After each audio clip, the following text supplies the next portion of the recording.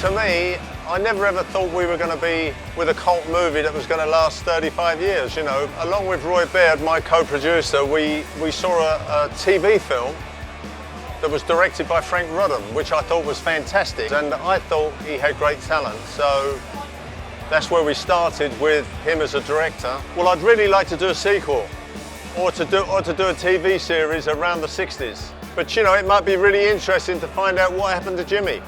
When they came to me with the idea, I loved The Who, I'd seen them live, so we had to then say yes and then write the screenplay and make the movie all at the same time. It was great. I was directing not just the actors, not just the special extras, but also the guys standing in the background. Because I'd auditioned them all, I knew them all, so I could get their trust and get them to cooperate. So it was, you know, I think that's where the energy from the film comes. You know, there were fantastic benefits came for me after I made the movie. I was just looking, that used to be my office just there.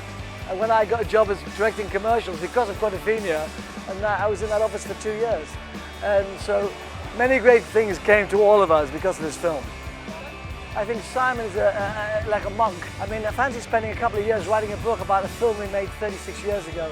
I thank him greatly. I think he's done a great job, and I think he really caught the flavour of it. So, buy the book. Kind of a lot of it was in London, so we could stay at home. But then we were away a lot, down in Brighton, 3 weeks, first 3 weeks of filming.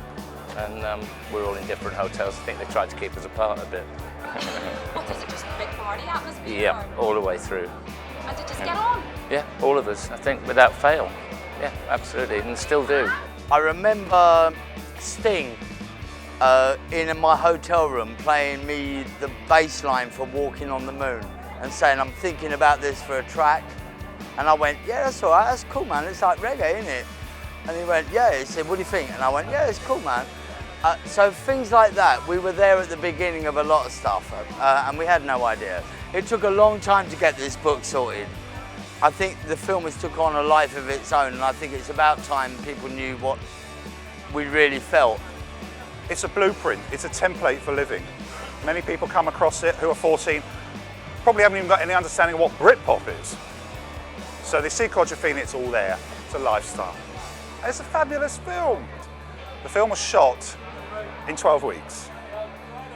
The whole, from pre-production to wrap, was 20 weeks. I mean, it's just insane.